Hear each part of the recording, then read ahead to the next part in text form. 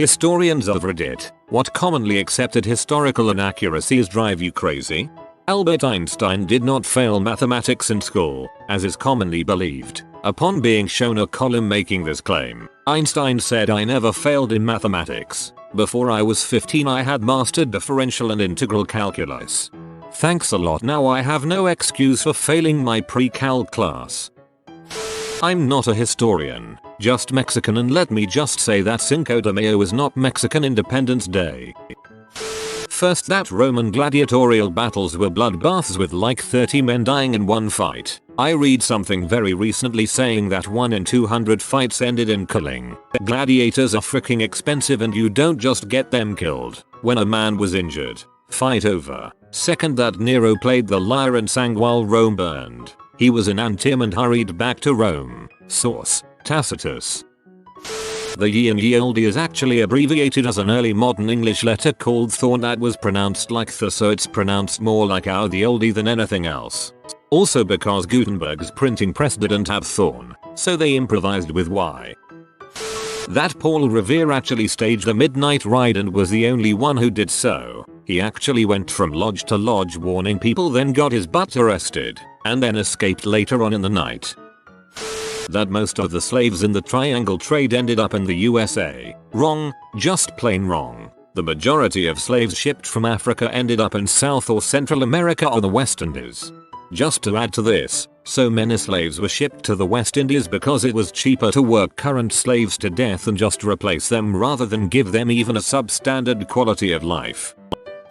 That Rosa Parks just decided one day to not move from her seat on the bus because she was tired. She actually had years of training with the NAACP leading up to that action. Years of training sounds like she was the Batman of black women, trained by Ra's al Ghul to sit on buses. One thing that really bothered a professor I had was that when people discuss the Nazis they frequently label them as psychopaths, insane, crazy, etc. This is especially true with Adolf Hitler. When discussing him, people right off the bat label him as evil, a monster, a drug addict, had one testicle, basically any reason to distance Hitler from a normal human. You can't just dismiss what happened in Nazi Germany as craziness. There were rational people making decisions and running the country. My professor would call us out on it, and ever since then I notice it a lot and it irks me too.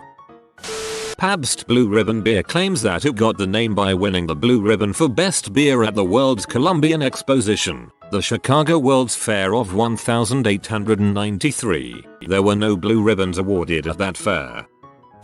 That Titanic was in any way badly designed, badly built, or badly operated by the standards of the time. In fact, there are so many ridiculous inaccuracies surrounding Titanic that it's hard to list even a fraction of them here. She was an incredibly seaworthy ship, much more so than any passenger ship around today. The iceberg tore a gash almost a third of the way down her side, and she still stayed afloat for more than 2 hours. In that time, all but 2 of her lifeboats were launched. There wasn't time to launch anymore. She could have had 100 more lifeboats on board, but that wouldn't have helped without vastly more crew to operate them. Titanic's passengers genuinely did believe that she was practically unsinkable. When the time came to begin loading the lifeboats, many passengers thought they would be safer staying on Titanic. There wasn't time for the crew to wait around convincing more people to get in, so when a lifeboat was ready, if there was no one else waiting to get in, it had to go. This is why so many of Titanic's lifeboats left only half full.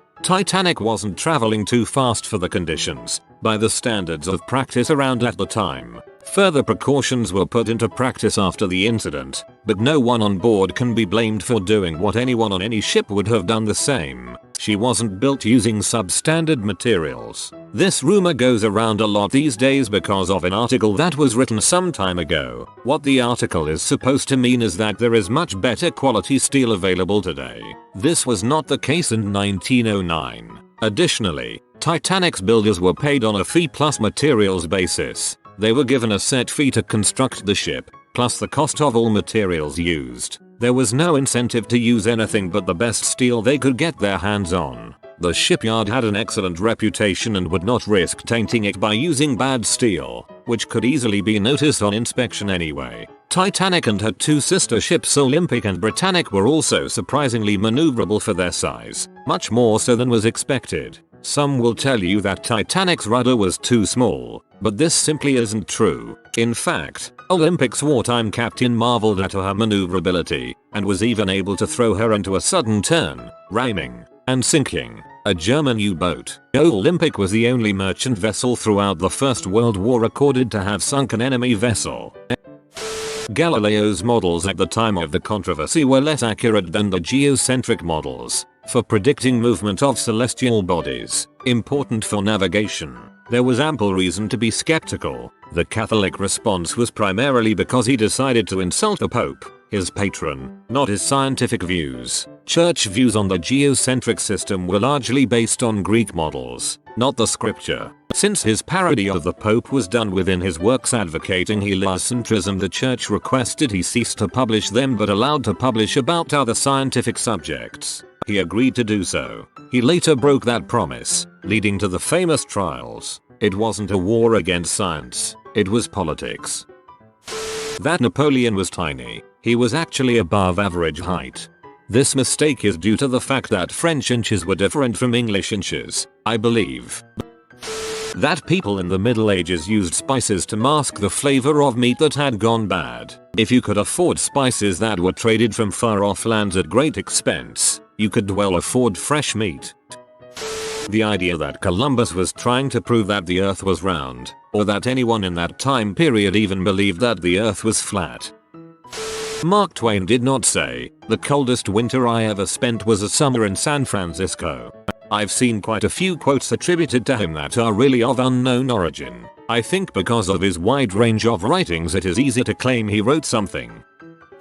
The Vikings never wore horns on their helmets. The only reason we believe that is because of poems and tales of the Vikings saying they did so. We found remains of Vikings and non-horned helmets after the idea that they had horns on their helmets was popularized. Just think about it, aren't horns on a helmet a little impractical and inconvenient? You would never use them, and it would make a great handle for the enemy to drag your head to the floor.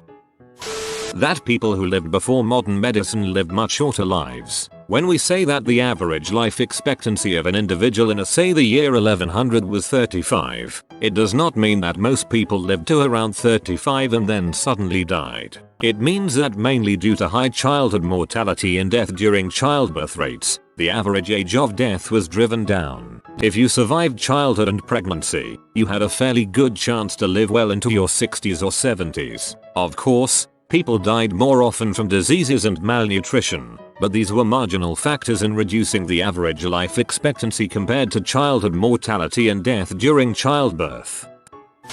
Pocahontas and John Smith. Thanks to Disney, no one remembers that Pocahontas was a 12-year-old girl that was kidnapped by a 30-plus-year-old man, dragged from her home, and killed by STD. She didn't die from an STD. It is not known what caused her death, but theories range from smallpox, pneumonia, or tuberculosis, to her having been poisoned, none of which are STD related. That a katana is somehow the best sword humanity ever created and that the samurai were the best swordsmen. Bullshit. The katana is great, assuming you are fighting in Japan. As soon as you hit somewhere with metal armor, specifically Europe, that sword actually kind of sucks. Also, when you break down sword fighting among all the major sword cultures, Europe, Japan, China, some parts of India, 75% of it is the same crap, mostly with variances in footwork. Europeans could handle a sword just as well as the Japanese. The exemption of the American-Philippine War from lower levels of history classes. I didn't even hear about it, much less learn about it until I took an AP class. The common American myth that Jesse James was an American Robin Hood. Jesse James was a fiery rebel who killed unarmed and innocent people who posed no threat to him and robbed southern as well northern banks and trains. Jesse's murderer is frequently referred to as the coward Robert Ford, while Ford did shoot him while facing his back. Jesse James once shot an innocent man named John Sheets who was merely filling out a bank slip. Jesse James never gave any money back to people who needed it or really had any chivalrous qualities other than deluding himself that he was a southern gentleman. truth is that Jesse James was domestic terrorist who stole and victimized dozens of people, killed innocents and aggrandized himself by stealing the success of others. As someone from the UK, I think people forget about how crappy the country has acted over centuries. We're obviously not the root of all evil, but people forget. We seem to celebrate the abolition of slavery and look at the US as the ones with slaves, when we'd been carting slaves around the world for a substantially long time. Having a huge empire might have sounded quite cool and civilizing, but we were pretty awful in some cases, especially with how we treated the Aborigines. The Tories seem to want to bring back the pride in the history of the empire, but it's something we should look at far more objectively. As a Dutchman, we were also pretty cruel to the natives in our colonies. We also transported slaves around the world. The relative scope of World War II on the Western Europe front versus the Eastern Front. People never understand or are even taught the sheer magnitude and difference. Americans are taught as if we basically were what won the war in Europe. It's pretty dang misleading. That there were 300 Spartans at Thermopylae, there was pretty much every other Greek city-state there at the time. Sparta fielded one of the smallest armies there and reluctantly went to war because they initially wanted to stay behind on their little peninsula. Even after crap hit the fan and the rest of the Greeks retreated, there were still 700 Thespians and 400 Thebans as well as the 300 Spartans that fought to the last. What really rustles my jimmies about it is that the Spartans couldn't be seen retreating. They had to fight by the morals and laws they had drummed into them. The Thebans and Thespians just stayed behind because they had gonads of steel, even though in those days they were more of a militia than trained soldiers like the Spartans, and they get zero recognition. That people say Hitler killed 6 million people. He killed 6 million Jews. He killed over 11 million people in camps and ghettos. However, Japan killed more Chinese than Hitler killed Jews. Everything was better in the 1950s. History buffs of Reddit. What is one of the most fascinating stories you've learned that no one seems to talk about and can't be found in textbooks? I wish more people realized how truly post-apocalyptic life after the collapse of the Western Roman Empire was. In Britain, we had large cities made of masonry, aqueducts, running water, lawyers and accountants, central heating, financial derivatives, or thriving civilization. After the collapse, we lost all of that. The plumbing and concrete broke down. Nobody knew how to fix it. People built mud huts inside old stadium and amphitheaters, using them as forts. That's some Diamond City crap there. It took centuries for the economy to recover to the point that currency was needed again, rather than bartering. A side point, back in the day, York and Thebes were in the same country. That still blows my mind. Plus people had to leave cities because they weren't safe. Most cities and villages didn't have massive fortifications and they were the first place most barbarian nomads stopped to loot. The May incident in World War II. American submarines were very good at getting away from Japanese surface ships. This was because the Japanese thought American submarines could only reach a much shallower depth than they actually could, and they never set their depth charges to these deeper depths. Congressman Andrew May decided it would be a good idea to hold a press conference announcing this fact. From then on, the Japanese set their depth charges to these deeper depths. Vice Admiral Charles A. Lockwood, commander of the US submarine fleet in the Pacific, estimated that May's security breach cost the United States Navy as many as 10 submarines and 800 crewmen killed in action. He said, "I hear Congressman May said the Jap depth charges are not set deep enough. He would be pleased to know that the Japs set them deeper now. Loose lips sink ships."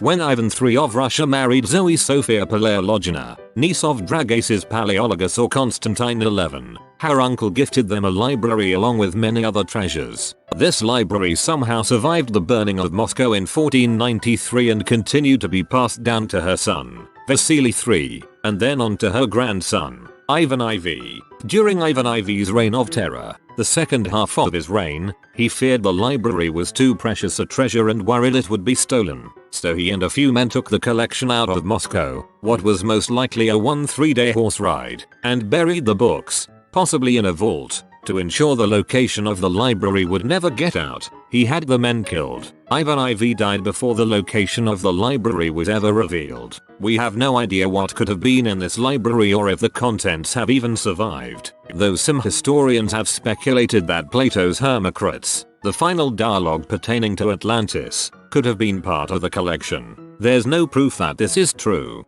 Welp, time to go to Russia and buy me a shovel. It's a bit more recent, but I love the story of Gander. After 9/11 all the planes were grounded. Almost 7,000 people, which was about 66% of the local population, were forced to land in this tiny town of Gander, Newfoundland. The whole town worked together to make sure all the passengers would have everything they needed. The local ice rink was filled with frozen food that people donated. You couldn't find a closed door in town for stranded people to take a shower or just talk. Once the grounding of planes was lifted, those passengers pooled their money together and created a scholarship for the people of Gander to use. This is one of the greatest acts of kindness that I can view in history. To this day, Gander is the only place outside the United States where they have a piece of the World Trade Center.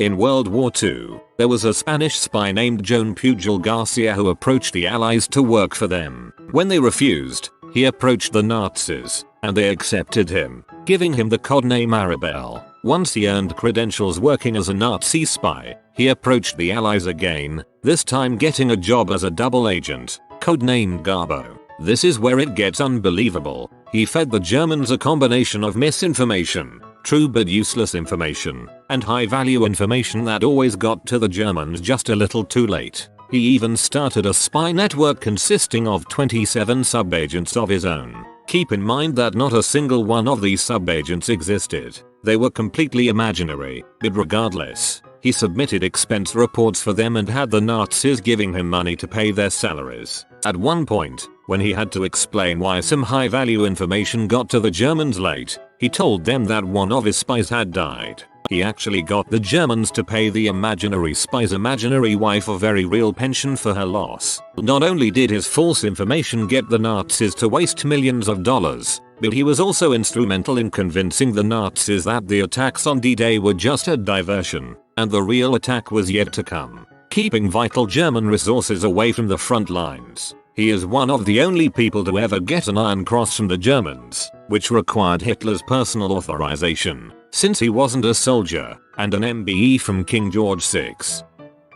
The Battle of Attu. It was the only battle of World War II fought on US soil. Attu is an island in the Aleutians. The Japanese invaded it intending to, who the heck knows, it was far too remote to serve as a staging for an invasion of the mainland. The American soldiers who were sent there had originally been slated to go to North Africa. They were sent to the Arctic in the spring, with gear meant for fighting in the desert. They lost more men to the elements than to the Japanese. I am a nurse, and a few years ago I had a resident who was in this battle. To his dying day he was reluctant to talk about it, even 70 years later. What I shared here is all he would tell me.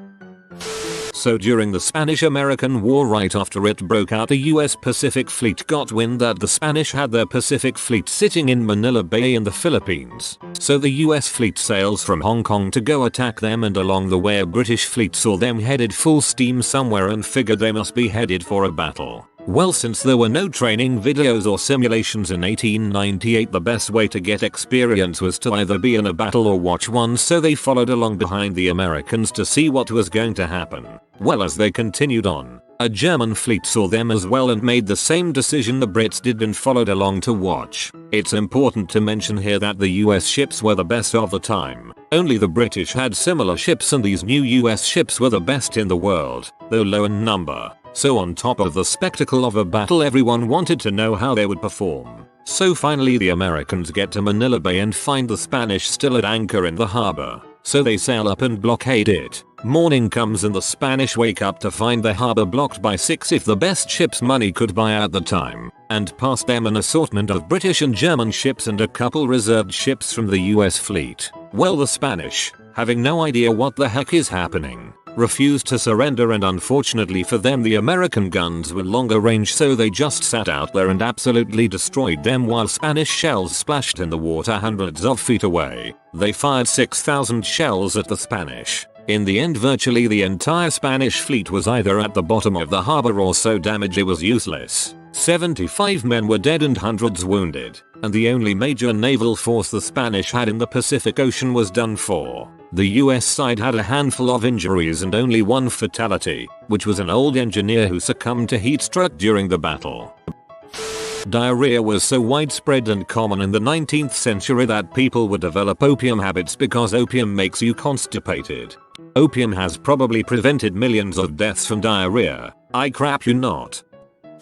Two of my favorite are the attack of the dead men and the Brown Stigler incident. The attack of the dead men occurred during in 1915 World War I when the Germans laid siege to the Russians in Osawik fortress in modern Poland. First the Germans shelled the fort and attacked the Russians held. During the second attack the Germans used heavier artillery guns to destroy the fort. Once again the Russians repulsed the attack. The third time the Germans used a combination of artillery and chlorine gas. As the German infantry advanced they heard screaming and saw Russian soldiers charging them. The Russians were covered in chemical burns, eyes red from the gas, and they were coughing up blood. Once again the Germans pulled back. The Russians evacuated the fort 2 weeks later. The Brown Stigler incident occurred during World War II. A B-17-year-old pub was heavily damaged during a bombing run on Bremen. Several of its crew were killed or injured. 2 engines were out, a section of the tail was blown away, and the radio was disabled. The bomber lost altitude and was saved by the captain, Charlie Brown. The bomb flew over an airfield and was spotted by a German fighter ace Franz Stigler. Stigler took off, caught up to the bomber, had it in his sights, then realized that the tail gunner was not firing. At this point he noticed how damaged the B-17 was and took the advice of his former CO to never shoot a man in a parachute. He decided that the bomber was no longer combat capable and was in distress, like a man in a parachute. So he pulled to the side of the B-17 and signaled for Brown to land at the airfield. When Brown continued to fly, Stigler tried to get him to fly to Sweden. Once again Brown continued on. When Stigler realized that Brown was going to try to return to England he pulled to the bomber's wing and escorted to the English Channel where he gave Brown a salute to return to Germany. To make a long story short, after the war Brown found Stigler and the two became close friends until their deaths. A book was written called A Higher Call by Adam Marcos. 1014 AD, after defeating a large Bulgarian army at the Battle of Kleodion, Byzantine Emperor Basil II had 99 of every 100 prisoners blinded, leaving each 100th man with one eye so that he could lead his comrades home. Upon seeing his thousands of blinded soldiers, the Bulgarian emperor reportedly died of a heart attack. Basil II was known thereafter as Basil Bulgarslayer. The story of the Bloody Benders, a family of serial killers in southeast Kansas in the 1870s. They let travelers stay and eat at their home, for a fee, of course, and would kill them during dinner, steal anything of value that the travelers had with them, and bury the bodies in the yard.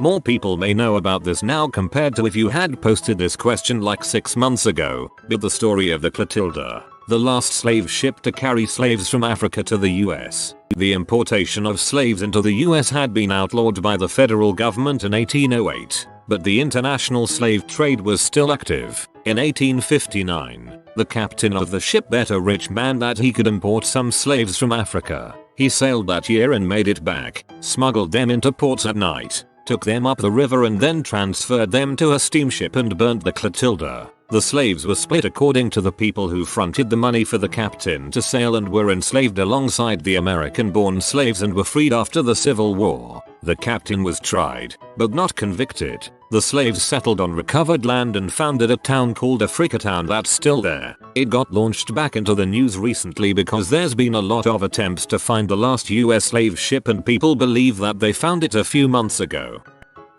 The Bee Wars. You all know about the Soviet gulags, correct? Well, within them there became a society of criminals that organized together as thief-in-laws. In Russian, they became commonly known as the Vors. They were viciously anti-authority. They must refuse all orders and all work and spit in the face of officials. These Mathefrikers were hardcore. Well, when the Nazis invaded the Soviet Union, Stalin allowed prisoners to fight them on the front in exchange for their freedom. So these guys, who are just anti-authority, were now fighting on behalf of the Soviet regime. The interesting thing though, is that these men were career criminals. So after the war, once they were free, they continued to commit crimes, and many were sent back to the gulags. Now the Vors that agreed to not fight the Nazis began to call these traitors Sukas, or B in English. The Sukas became a sect and were the bottom of the pyramid of the gulag's hierarchy. However, these guys were now war-hardened fighting machines. Because they took so much crap from the Vors, they eventually rebelled and the gulags were torn apart in extremely bloody battles.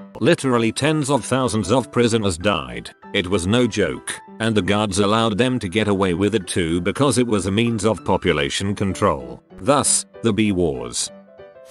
The last American Civil War widow actually died in 2003, and the government is still paying pensions to 2 children of Civil War veterans.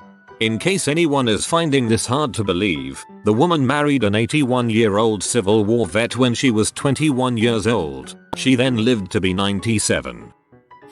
I may not be too much of a history buff, but I really like the story of Leo Major. Leo was a Canadian soldier serving in World War II. He was assigned to the division in charge of liberating the Netherlands. One day in the summer of 1944, he was alone on reconnaissance duty when he saw 2 German soldiers walking nearby. He killed one and captured the other, then captured their commanding officer and an entire German garrison after killing a couple more. He came under fire from other German soldiers and Julius kept walking. He single-handedly captured 93 German soldiers. In February of 1945, a truck Leo was in hit a landmine. He broke his back, a few ribs, and both ankles, and was told he would be discharged. Leo couldn't give enough fricks, however, and a week later he snuck out of the field hospital he was in and stayed with a Dutch family. After getting better, he made it back into his battalion and volunteered to do reconnaissance of the city of Zwolle. Once he departed, he decided to take the city himself. He convinced a German soldier to relay a message back to the German army, then through the night ran around the town making all the noise he could. He shot bullets, threw grenades, captured German soldiers, burned down the Gestapo, and cleaned out the SS building in Zwolle. His tactics were so effective he convinced the German army that the entire Canadian army was invading the town. So by the morning the town was free of Germans and the Canadian army just marched in. He has a street named after him in that town now.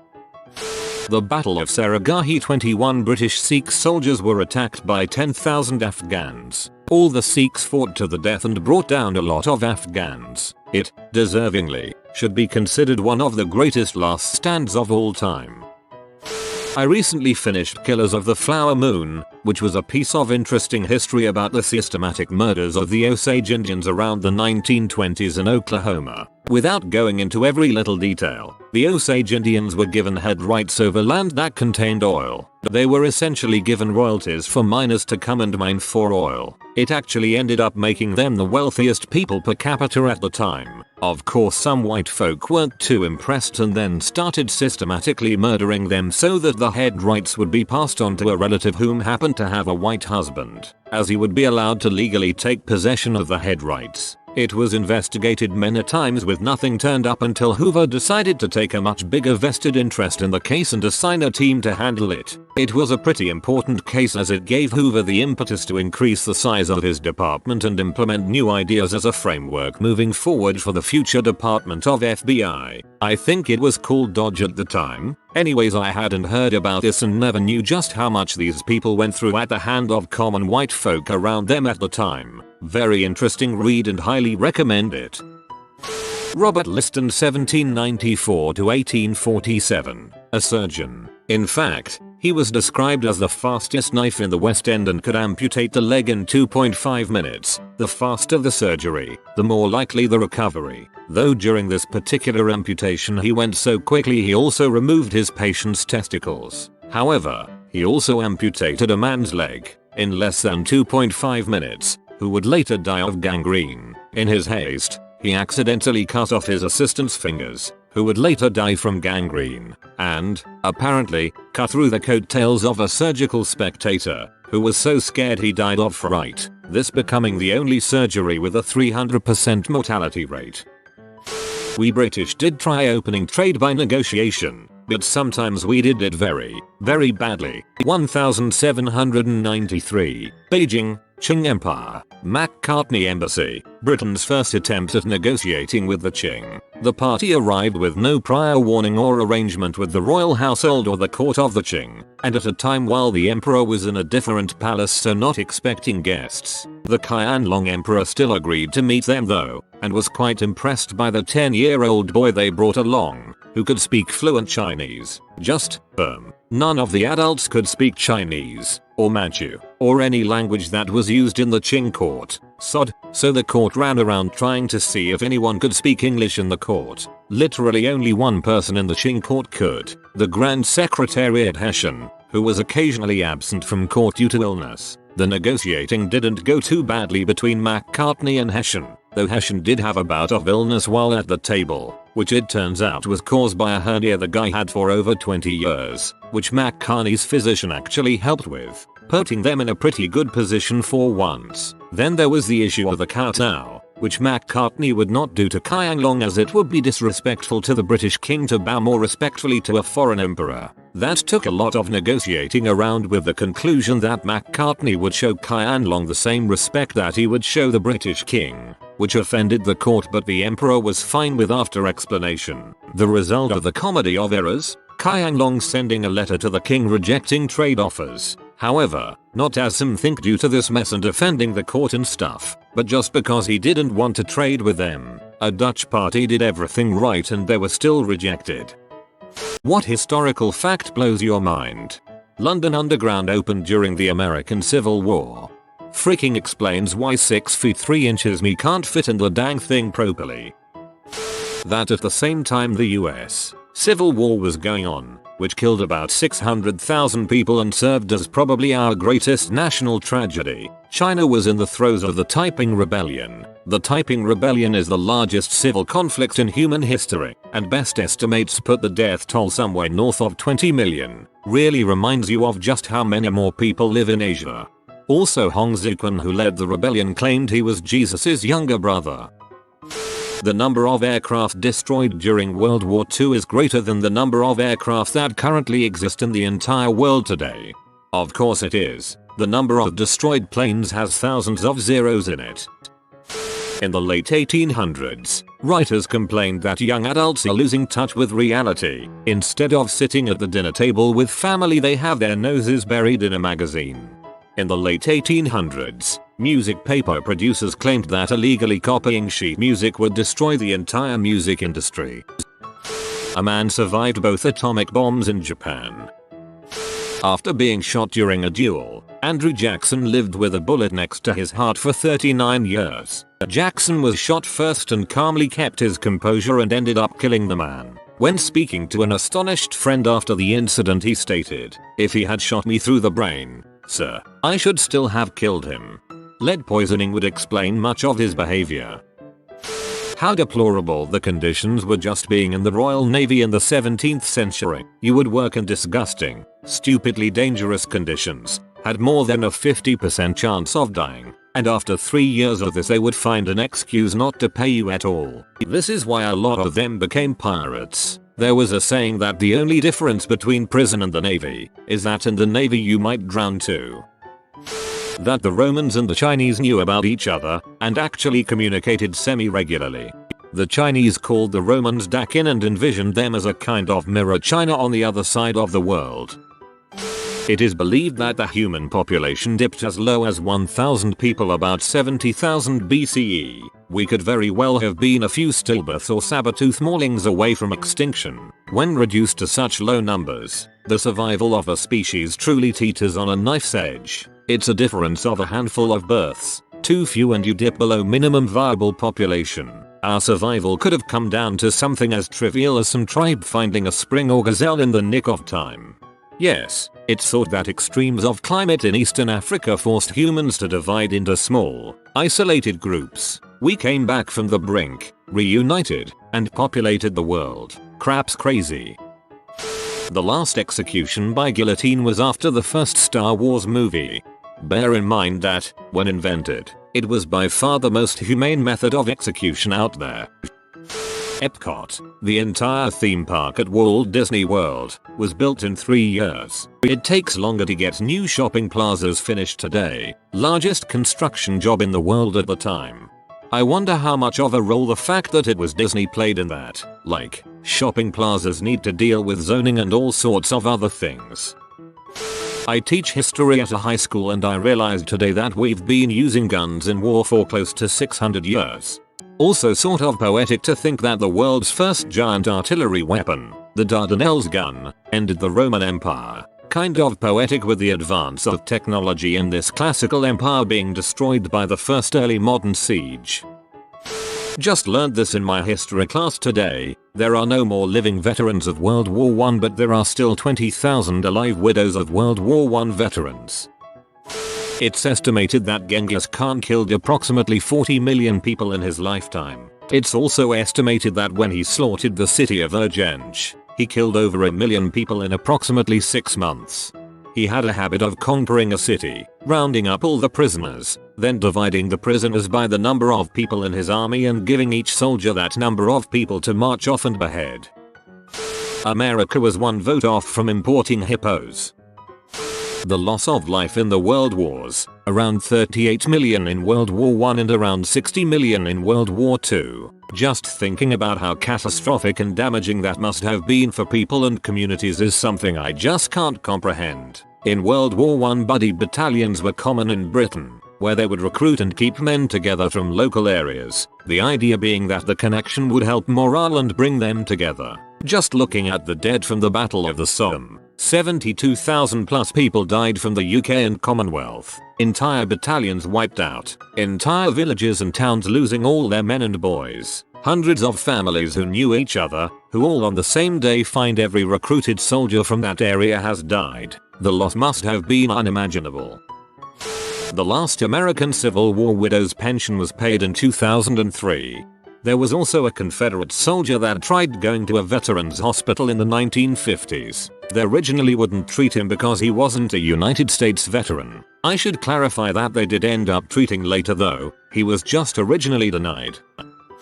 That the Roman Empire existed for over 2,000 years in one form or another, and there were people calling themselves Romans until the 1800.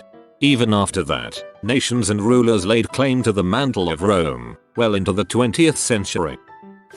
1. Julius Caesar was once kidnapped by pirates. He laughed at the ransom they were demanding and ordered them to increase it. He made them listen to his poetry and berated them if they complained. He threatened to crucify them, and once he was set free he did just that. 2. Olga of Kiev. Her husband was murdered by a rival tribe. Said tribe tried to get her to marry one of their men and she agreed. She invited them over and had her servants dig a hole and burn the visitors alive. Then she sent pigeon and sparrows with sulfur tied to their legs into the village and burned it to the ground. She was a bad bee. I'm glossing over all of this. I could be wrong, but this is what I remember.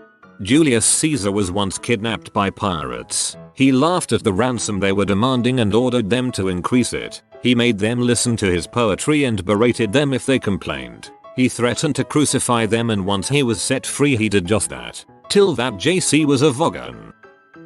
I, through the power of the internet, have seen more naked women than all my ancestors combined. Yeah, but they have seen actual women naked. Pluto didn't even get to complete one orbit around the sun between the time it was discovered and the time it was declassified as a planet. Pluto was discovered in 1930, that 87 years ago. It has an orbital period of 248 years. Pluto has only completed 35% of its orbit since being discovered. Alexander the Great defeated Urartu of the Persian Empire, the largest empire in the world at the time, by beating them in the field in open combat. And he did it twice. In the first battle, he was outnumbered 7-1. In the second battle, he was outnumbered 10-1. And he freaking decimated the Persians. And he conquered and ruled one of the largest empires in history. He was 32 when he died. I'm 32 and still feel like I'm too young to have kids. Germany paid off the last of its World War I reparations in 2010. At the Battle of Monte Cassino in 1944, the 222nd Artillery Supply Company under the Polish Second Corps had a bear named Wojtek that would bring artillery shells to forward gun positions. Let me repeat that. A motherfucking bear would fetch them artillery shells. Not only did John Adams and Thomas Jefferson die within hours of one another, it was on the 4th of July, the 50th anniversary of the adoption of the Declaration of Independence. Jefferson died first and Adams' last words were "Jefferson lives," since the news didn't reach him yet. More bombs were dropped on the country Vietnam during Vietnam War than were dropped throughout the entirety of World War II across the globe. That the Mongols lost to the Japanese in 2 invasions, both times due directly to a typhoon. Thanks, Bill Wirtz. Gunboats. The last person born in the 1800s just died. Unless you live to 2100s, you're never going to meet a person who has lived in 3 centuries. This person lived through World War I, World War II, Vietnam, 9/11, Titanic, Jim Crow laws and their repeal, Prohibition and its repeal, women's rights, especially voting, the rise of flappers, the rise of twerkers, the Great Depression, the moon landing, the Dust Bowl, rock and roll, hippies, pop, rap, electro, Frank Sinatra, Elvis, the Beatles, Michael Jackson, Babe Ruth, Muhammad Ali, every Super Bowl, every World Series, Kennedy's assassination, television, remotes, airplanes, the internet, cell phones, virtual reality video games, man-made drugs, the end of Prussia, the rise and fall of Czechoslovakia, the end of the Soviet Union, the end of Ottoman Empire, and the creation of 5 states. Not to mention that when they were born they were the youngest person, and when they died as the oldest person, there was a completely different set of people on the planet than when they were born. This person lived through some of the most significant moments in human history. Truly blows me away. I mean, if I make it to 101, I'll have lived in 3 different centuries.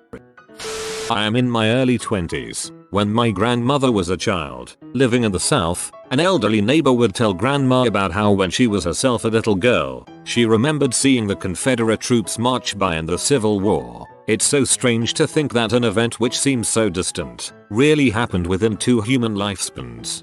Born in 1790 at the start of the French Revolution, John Tyler still today has 2 living grandchildren. That humans have been around for about 200,000 years, but we only have written records dating back 6,000. 97% of humankind's history is lost. I mean, most of said history was after a long day of walking around and looking at stuff. Gert got his dong stuck in a hornet's nest again. The first person to use the phrase "what the Dickens" was Shakespeare. I thought it was referencing Charles Dickens. I never understood why people said it hurts like the Dickens. I always thought it was referring to his writing style of one of his books. The ancient Phoenicians had a number system that went from 1 to 60. For them to write 61, they would have written 11. The same people invented the measurement of the circle and decided that there are 360 degrees around the circle. The Boy Scout handbook says if you hold your hand out at arm's length, 1 finger width is about 1 degree of arc, circle measurement. Till there are societies alive today that don't have any number system. They think with the concept of a few or many. That Oxford University is older than the Aztec civilization. That Cambridge University is older than the Easter Island Heads.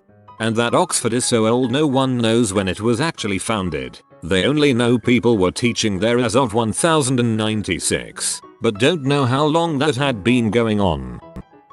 189 Swiss Guard defending the Holy See in 1527. 10,000 Protestant mercenaries sacked the Vatican. The Vatican defenders were some militia and the Swiss Guard. All but 42 Swiss Guards sacrificed their lives to get the Pope to safety.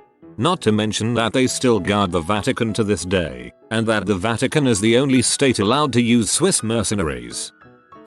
What is estimated to be the first written record of an encounter with Vikings essentially goes like this. There are some small ships approaching our little island with a monastery on it. I wonder who it will be. Their boats looks different than ones I've seen before. Hello friends, welcome to our AHHHHH. No, everything is gone. We're all hurt. The buildings are burning. And they didn't even speak to us. It probably was more along the lines of Taroint longa bega drudimar en oilen begla ministeraire, enfedera bise, en bide breathnari and afraril na sin mail officerilos, dear do it cared file troima, ahhhhhh, nee. If you are 25 years old, you have lived through more than 10% of the history of the United States of America. When I was 18, my hometown celebrated 700 years and it is far from the oldest town in Europe. Dublin recently turned 1000 Ike. Hitler was a dispatch runner in World War I. He came face to face with the enemy, but his life was spared. I believe he eventually even sought out the British soldier who had spared his life. I feel bad for that guy. At the time he did the right thing, but in the long term killing Hitler would have probably saved tens of millions of lives. 10th US. President John Tyler, born in 1790, has 2 living grandchildren. It blows my mind that we first used a nuclear weapon, the peak form of weaponry, for battle purposes 72 years ago and haven't used it since. In a war that had bolt-action rifle and horses. Photography is almost 200 years old. The fact that we have photos of slaves proves humanity develops at an odd pace. Food, the way we eat today, particularly the variety, is completely unheard of historically. The main thing I like to remind people is even 100 years ago you'd go to your local market and buy and eat the plants that are in season. Imagine if you went to get a cheeseburger and they told you they didn't have tomatoes because it's not tomato season, you would look at them like they are crazy. But if you did the same thing during most of human history and demanded a crop that was out of season, they would look at you like you're the crazy one. Anne Frank and MLK were born in the same year. And Barbara Walters. I'm not sure if you could call it a historical fact or just a thought on history, but it's absolutely insane to me to think how fast computers have injected themselves into our lives. I was talking to my father about it. He was born in the 50s and to your everyday working Joe like his father they weren't even a concept or a thought. It's weird to think that in a span of 25-35 years is when computers just started to become used in businesses more regularly. Thinking about that time span is wild. My father, in his mid-60s, was my age when computers first started to become mainstream. His grandma, my great-grandma, shared a community line with everyone around the farming area. Now almost everyone carries around miniature computers that power our ability to communicate, read about and perceive the world. My nieces and nephews can navigate YouTube, something I don't think my mid-60s mother can do with any real skill. 117 years ago the concept of a computerized device allowing you to communicate with anyone in the touch of a few buttons would be science fiction. And going back even further, it'd start to become straight up witchcraft or sorcery. Watch, peasants from the 1750s, as I conjure on my device the image of individuals engaging in obscene acts. Hitler had never been to a concentration camp. This made my eyebrows shoot up quite dramatically. I want to look into this further, but also I really don't. What are some weird historical facts or events that most people don't know about? As a child, Queen Victoria was isolated and emotionally abused by her mother and her mother's scheming friend Sir John Conroy. They hoped to make the young Victoria, the heiress presumptive, weak-willed and dependent on them, so that they could control her when she became queen and be the power behind the throne. Obviously this didn't work. It did exactly the opposite of working. The only reason King Tut is considered famous is because his tomb was one of few untouched by tomb robbers because he was that unimportant. All major pharaohs had their tomb robbed and Tut's was the first tomb discovered during the time with everything intact. He wasn't an influential or all that memorable pharaoh of his time. King Tut is to King Edward VI of England, too young to rule and died too early to be effective. I think the most fascinating part about this is that his tomb still had intricate artifacts that, to us, are incredibly ornate. I cannot begin to imagine what was in an important pharaoh's tomb. Before the mid-19th century dentures were commonly made with teeth pulled from the mouths of dead soldiers. Peter the Great executed his wife's lover, then forced her to keep her lover's head in a jar of alcohol in her bedroom. Peter don't mess around. Thomas Jefferson had ram as a pet. He called it the abominable animal. It was aggressive as heck, and Jefferson usually tied it outside buildings he was in, and it attacked a lot of people just walking by. It killed a boy even. He only had it killed once it started attacking his other sheeps. WTF Thomas. Gladiators endorsed products like modern sports stars do. Eastern spices taste so good. Albert Einstein could have been president of Israel when it was formed, but he declined. Classics Sheen. A spiritualist who believed in harnessing orgone, as in orgasm, energy sent Einstein what is fundamentally a nonsense machine for harnessing the energy. Einstein spent an afternoon trying to analyze this thing before sending an apologetic letter explaining that this machine was just nonsense. The first vibrator. Benjamin Franklin wrote an essay about farts. And another about how young men should sleep with old women. 26th President Theodore Roosevelt was an ardent supporter of William Howard Taft. The two were longtime friends, and Taft was Roosevelt's most trusted cabinet member. When Roosevelt's latter term came to a close, he successfully campaigned for Taft's election to the presidency. However, when Taft began enacting many policies that his predecessor found disagreeable, Roosevelt grew sour towards his friend. He vied for the Republican presidential nomination and failed. He then literally marched his supporters out of the Republican Convention Hall and created a new party. Under this new party's banner, Roosevelt split the Republican vote and ensured Taft's defeat. The Bull Moose Party. Teddy didn't take no bull.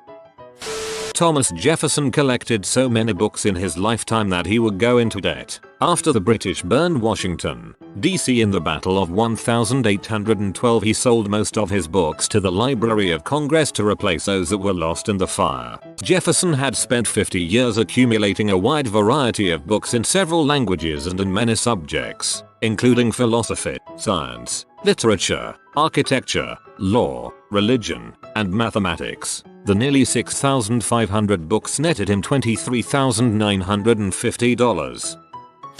On the Lewis and Clark expedition, a vote regarding what direction they should go was held on the coast of Washington amongst the party members. This vote included Sacagawea and York, Lewis' slave. Thus, because the expedition was funded by the US military, this was the first time in American history where a woman and black man were allowed to participate in a vote of any kind related to government affairs.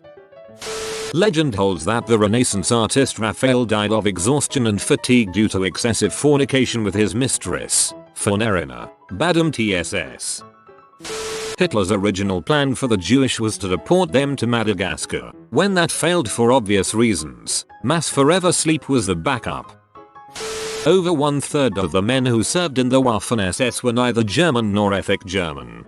Common or ethnic German. I think it's pretty safe to say that none of the people who served in the Waffen-SS were very ethical people. The sound made by the Krakatoa volcanic eruption in 1883 was so loud it ruptured eardrums of people 40 miles away, traveled around the world 4 times, and was clearly heard 3,000 miles away. That's like you standing in New York and hearing a sound from San Francisco. You didn't have to be ethnically Spanish to be a conquistador. There were conquistadors from England and Germany, but the rules to become one involved Hispanicizing your name and converting to Catholicism if you weren't already Catholic. Hernando de Soto is responsible for the collapse of several North American civilizations and the death of untold millions of people. He, and his band of men, were the first Europeans to make a concerted expedition into what's now the USA. He started in Florida and eventually his men made it to Louisiana, with many detours along the way. De Soto dies along the way, but that's unimportant. What's important is that they brought about 300 pigs with them for food because they breed quickly and can live off of almost anything. Unfortunately, they also serve as a host for various diseases that humans are susceptible to. Lots of the pigs escaped, reproduced, destroyed farmland, and spread diseases. By the time the next Europeans came to those areas, the civilizations De Soto and his men saw had utterly collapsed and the population had catastrophically fallen as well. Similarly, the vast numbers of buffalo and passenger pigeons are thought to be a result of the death of North American native peoples and the collapse of their civilizations, particularly the ability to maintain agricultural systems. That's also thought to be tied to a period of global cooling as an entire continent's worth of people stopped using fire to control plant growth and forests expanded massively, resulting in vast amounts of CO2 being pulled from the atmosphere. Magellan is not the first person to circumnavigate the globe. He never made it. He died in the Philippines. There was a 100-hour war between El Salvador and Honduras in 1969. The war caused the death of about 3,000 people. The war was triggered by a football, soccer, game. It has been known as the Football War. And we still hate each other to this day. Also, I love your username. It is common practice to wear the bottom button of a vest waistcoat undone. Sometimes, vests are even cut with the bottom edge curving away so that the button is purely decorative. The reason for this is that Edward VI of England was a fatus. He undid his bottom button for gut comfort, and it turned into the style as courtiers imitated him. Relatedly, the fashion of wearing wigs, which prevailed in European fashion for 150 years, started because the French king got bald and needed one. The Roman Senate of the Roman Republic wasn't officially supposed to be a legislative body with authority to pass laws. Officially, it could only recommend legislation to the magistrates, who didn't technically have to obey. However, there was an extremely strong precedent to obey official advice from the Senate, so it almost always was followed during the Republican period. During the Empire, the authority of the Senate was reduced further. It's worth noting, however, that the Senate didn't only issue advice. Outside of legislative issues, they did have other authorities and powers in addition to the immense influence they carried. Something I always like to talk about. There once existed an alleged theoretical state of war that lasted 335 years and 19 days, and was between the Dutch and an archipelago off the coast of southwest England called the Isles of Scilly. What's more, there were no casualties, because the Dutch forgot that they were at war with the Isles. It wasn't until a Scilly historian contacted the Dutch about the war in 1985, and received the information that the war was still technically ongoing, that a peace treaty was signed in 1986. Just imagine if they gathered to end this war, and the leaders started arguing about who won. So much so, that a real war would break out. Fidel Castro actually wanted to be allies with America, since they were only 70 miles north, a world superpower, and Cuba desperately needed economic assistance, but because of containment and strong anti-communist sentiment, Eisenhower and Nixon both refused to meet him, so Castro turned to the other world superpower, the Soviet Union, for economic assistance, and Khrushchev welcomed him with open arms, and that's how the Cuban Missile Crisis began. Not really weird, but a fun piece of history that not many people know about is the origin of an announcer calling a horse race. On the 5th of February, 1927 in Tijuana, Mexico, there was a film being shot at the racetrack. A track official noticed the way a director was using a microphone and a loudspeaker to direct his crew and actors during the filming. The idea came to him that if he had a microphone set up in the steward's booth that led to a set of speakers, he could call the positions of the horses like a director gave direction. Later that day, he had it set up without telling any of the patrons to the track about it. When people first experienced it, they were extremely confused. Before that, people would keep track of the horses themselves with binoculars and often were unable to get a great view at certain angles. After they got used to it, they loved hearing a race being called and it became an everyday thing at that small track. Now, it's an extremely important part of modern day racing all across the world, and even people that aren't familiar with the sport know about it. During his travels in Africa, the guy that invented Jameson liquor bought an 11-year-old girl as a slave and then fed her to cannibals just to see what it was like. He sketched while they ate her. Typing hard, you sick bee. In medieval times, the accused often faced a trial by ordeal, where they were forced to stick their arm into a vat of boiling water. If their arm emerged unscathed, it was believed God protected them, thus proving their innocence. They also had a trial by iron up to the 18th century, where you had to hold a red-hot iron bar in your hand and run a specified distance. The hand would then be wrapped up and you would wait a few days. If your hand skin was corrupted when the bandages came off, then that was God deeming you guilty and you were hanged. Simpler times.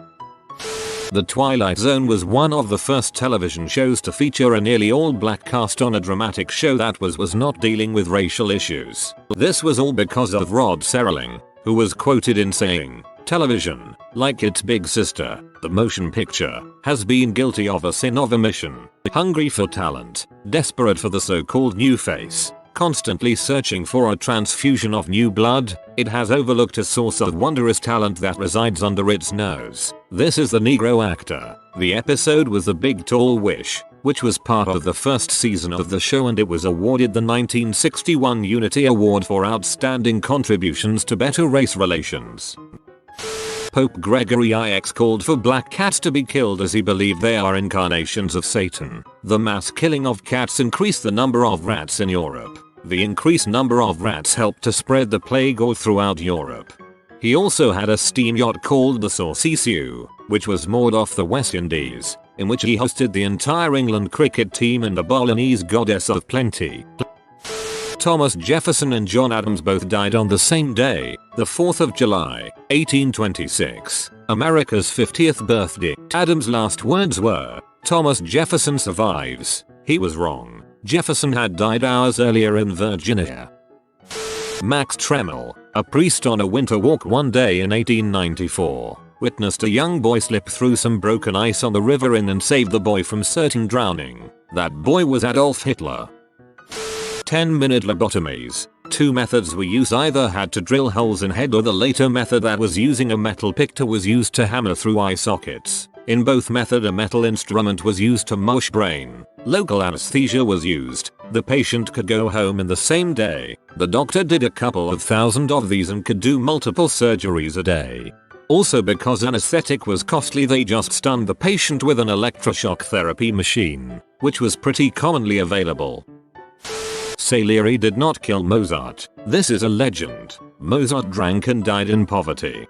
I heard that it was also a myth that he died in poverty, had a pauper's burial. Apparently a lot of money was spent on his funeral as well.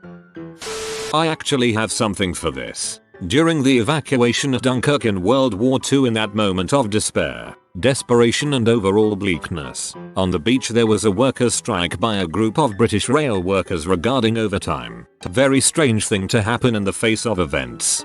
Beach, I'll say. Where's this Dunkirk location with a tree? Mexico lost part of its territory in part due to the abolishment of slavery. The Romans used human urine as mouthwash. President LBJ would have highways cleared out by the Secret Service, get in a car with a 6-pack of beer, and gun it down the highway, downing beer after beer. You can leave Texas, but Texas never leaves you, lol. The first vending machine dispensed holy water. The Tulsa, Oklahoma race riot. In 1921, what was called the Black Wall Street was burned to the ground, and whites actually used machine guns on black people. And fricking airplanes. When Fort Sumter was attacked by the Confederates in 1861, no one had gotten killed from the attack, but the Confederates later had a party, for a reason I do not know, and when one of their drunk asses shot a gun, it killed one of their own. That was the only death that occurred during the 3 days of the attack on Fort Sumter. Confederates kept on partying even though they saw the man dead. The CIA made a spy cat, a cat that could lurk around and record information that they sunk several $1 million into, and it promptly walked into traffic. The Soviets had anti-tank dogs that they strapped explosives to, that didn't want to run at the tanks for obvious reasons and frequently blew up their own forces. I always heard the Soviet anti-tank dogs failed because they were trained with Soviet tanks, so promptly ignored the enemy and went straight towards Soviet tanks, as they were trained to do. During the 16th century, Nicolas Fouquet was the Minister of Finances of France under King Louis XI. He had the castle of Vaux-le-Vicomte built for a shitload of money, and had the most rad of parties there. 16th century, they still said things like rad then. He invited the king at one of those parties, and made it the raddest of all rad parties, like top 3 raddest in France's history. Looking at all the food and fireworks and fountains and all the bling, King Louis XIV found it suspicious. Where is the money coming from? He was also very much jealous of such splendor when his own castle was mostly empty. So Louis XIV had Fouquet arrested, imprisoned, then investigated and found guilty, in that order. Arrested by D'Artagnan, the guy who inspired Alexander Dumas' Fourth Musketeer, and then he ordered a castle of Versailles to be made even more beautiful than Vaux-le-Vicomte. First law of the 48 Laws of Power. American doctors were secretly sterilizing women in the 70s, in America. There was a gang war called the Great Nordic Biker War where hundreds of American bikers stole armaments from several Scandinavian military bases and terrorized the streets while killing each other. They stole the weapons originally to sell back in the States, but a bandit used an anti-tank rocket to destroy a Hells Angels clubhouse in Sweden. When the barbarians sacked Carthage, they burned and pillaged pretty much everything but the sanctuary where Saint Augustine was staying. He was on his deathbed, and the barbarians respected him so much for his influence, even though they hated the church, that they decided to leave him alone. King Tut's parents were incestuous. They were brother and sister. If your grandparents are over the age of 80, they will have lived 1/3 of US history. If you are 30, you will have lived 1/8 of US history. You have been visited by the romantic doggo. Comment love is magic so you never fall in the friend zone. If you are new to the channel, you can subscribe. I publish new videos every day. Until then, check another video, or don't. Either way, have a great day you magnificent people.